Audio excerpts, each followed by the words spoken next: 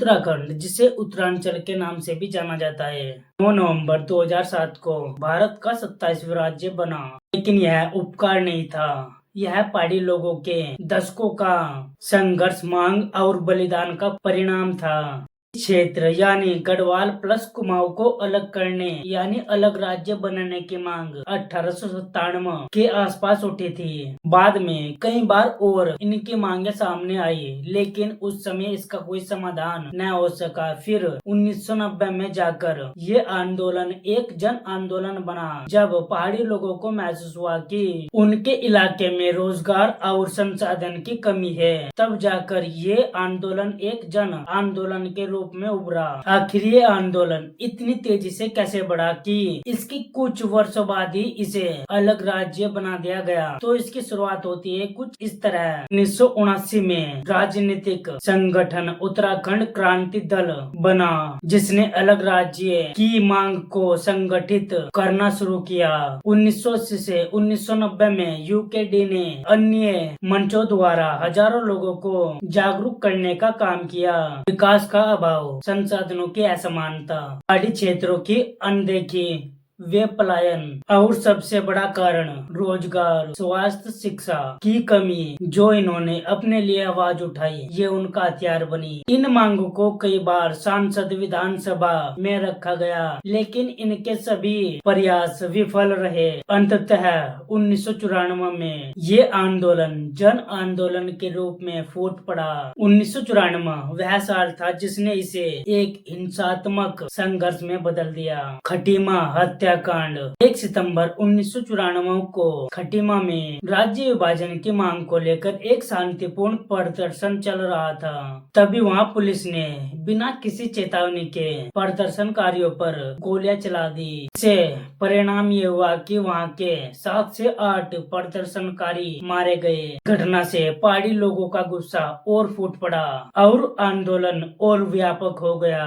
मसूरी गोलीकांड। खटीमा की घटना के विरोध में अगले दिन मसूरी में आंदोलन हुआ। शांतिपूर्ण जुलूस के दौरान पुलिस ने जुलूस पर गोलियां चलाई, इससे 6 और लोग मारे गए। इस गोलीकांड ने आंदोलन को और बढ़ा दिया।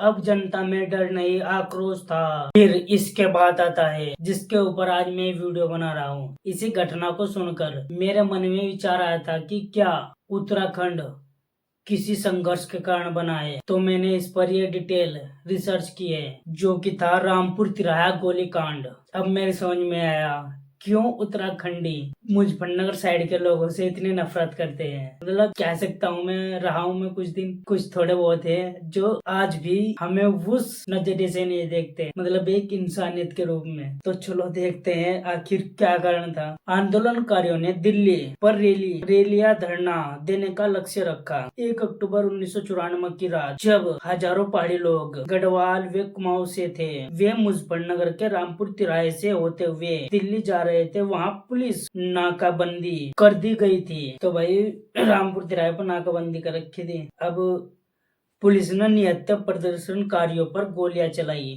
लाठीचार्ज किया और हिंसक दमन किया। कई महिलाएं भी थी, उन पर अमानवीय अत्याचारों के, यौन उत्पीड़न के भी आरोप लगे हैं। आधिकारिक रूप से बताई गई मौतें 6 हुई थी। इस घटना ने आंदोलन को बड़ा रंग दिया। इसे पहाड़ों ने सिंहासन टूटा दमन हुआ की तरह देखा और मांग और मजबूत हो गई। अन्य घटनाएं भी हुई, जैसे दमन और विवाद। आंदोलन के दौरान कई अन्य पुलिस प्रदर्शनकारियों की झड़पें हुई, जहां हजारों प्रदर्शनकारियों ने भू आंदोलनों, हड़तालों, चक्का जाम, सत्याग्रह आदि के माध्यम से अपनी मांग रखी। 1994 के बाद आंदोलन की तीव्रता की वजह से राज्य में दबाव बढ़ा। अंततः पुनः गठन विधेयक उत्तर प्रदेश रीऑर्गेनाइजेशन एक्ट 2000 बना, जिसे संसद ने पारित किया। बिल को राष्ट्रपति की मंजूरी मिली और 9 नवंबर 2000 को उत्तरांचल नाम से नया राज्य बना। बाद में 2006 में इसका नाम बदलकर उत्तराखंड कर दिया गया।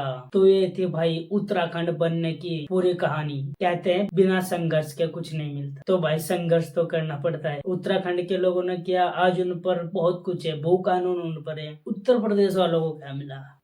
ये एक बड़ा राज्य है जिसमें कुछ हिस्सों में संसाधन आज भी नहीं पहुंचते। मतलब सरकार तो देती है पर वो बीच के दलाल होते हैं ना, वे उसका तोड़ पीट देते हैं। बहुत से क्षेत्र है यार, हमने भी देखे।